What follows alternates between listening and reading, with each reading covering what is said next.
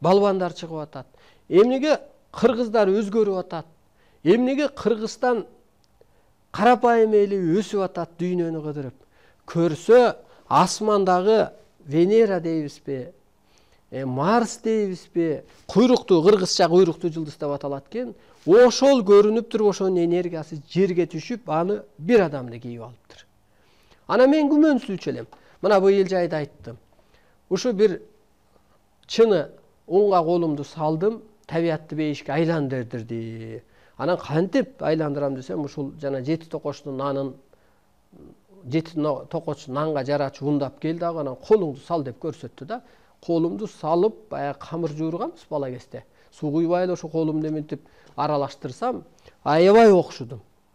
Анан ушу бир 3 мүнөтпү, 5 мүнөтпү окшуп эле анан эле эми бышырып келгиле деп, ону табият бейишке айланып кетти деген. Анан мен ойлодум эле, бул кантип айландым деп. Көрсө менин корпусум куйруктуу жылдыздын ролун аткарып атыптыр. Мына табият бейишке айланып кетти. Румынияда гүл чыгып калды дейт мисалга. Эшиктеги карды бул сиздер мындай деп түшүнүңүздөр. Бул кыш эмес, кыш бүткөн. Бул бир программа жаады ааламдан. Мисалга, мына онун баары эле бир программада иштелбеген иште. Мисалы, ун келсе ал иштеле элек да, нан болуп курсакка жеткичеңди. Ошо сыяктуу эле бир ун жаады, бир жаңы программа түштү да кыргыз журтуна. Адамзатка. Баягы Кудай бир жаңы мээримин төктү деп түшүнсөк болот да. Кар жааганда жамгырды түшүңдө көрсөң, көрүнүштө көрсөң, кар жаап, жамгыр жаап атса, бул Кудайдын мээрим төгүп атканы, бир жаңы программа бергени. Азыр эшиктеги кыш эмес, ал кар эмес. Мына көрдүңүзбү? Ошентип туруп, анан бул жерлерде берилет. Мисалга, ошо Эргешбай атада берилип атпайбы? Аткарып ааламдын милдетин деп атат Арыстан Алай жөнүндө. Аруулап элди баратат. Сөзү менен, энергиясы менен адамзатты аруулап баратат дейт. Аруулап бириктирет деп. Атайын эле ааламдан арналып элге ал келген дейт да. Жаралган жалгыз ал инсан деп. Дагы бирөөлөрдө өсүмдө дагы ошо чоң аалам бол. Жалгыз оксуң деген го, өткөндө бир жалгыз окту чөнтөгүмө салып алыпмын депчи. Көрсө ошо менин теломду ушуга даярдап келген экен да. Анан телом менин таным ошол куйруктуу жылдыздын энергиянын кызматын кылып атыптыр. Жана колумду салып, ошенткенде табияттын бейишке айланып кеткени. Эми мынтип берилет, Арыстан Алайдын сөзү, көзү, ою закон болот. Эмнеге дегенде менин корпусум бир энергия өткөргүч эле кызматка айланып кетти. Пендечиликтен уу жашоодон чыктым, нурдандым, дагы нурданам.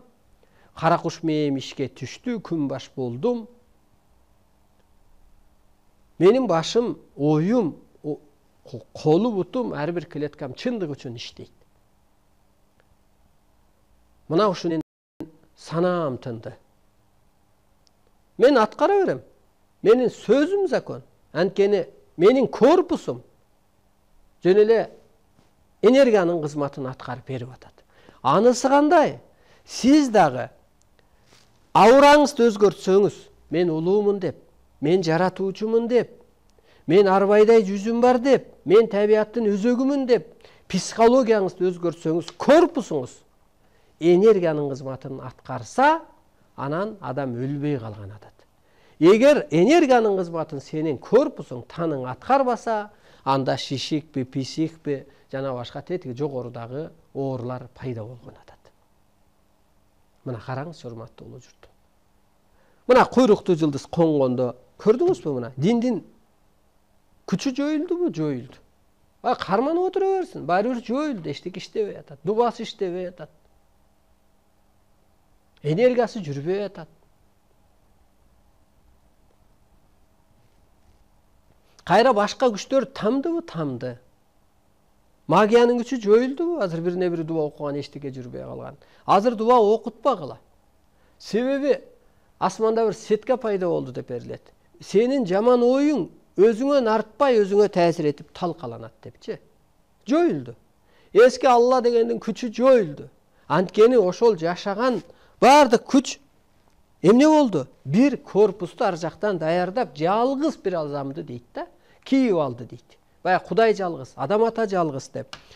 Анан ошол мен Алайга барганда ошо көктөн буйрулуп, анан ошо аялдагы, Алайдагы аалам менен байланышкандар, ошол жерде өзгөчөлөр, сиз адам ата экенсиз деген да. Бул адам ата не кылат десем, кантип болом, не милдетим бар дейм да.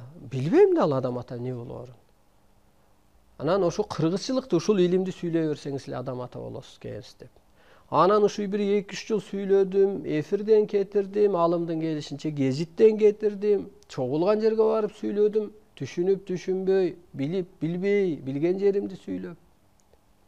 Баягы бала тамтаңдап тили чыккандай, тамтаңдап баскандай.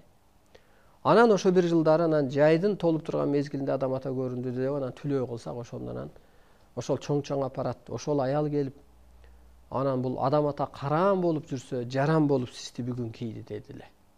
Анан мына чын эле мен кыргызды эле ойлогон жокмун да, адамзатты ойлоп атпаймынбы, дүйнөнү ойлоп атам, табиятты ойлоп атам.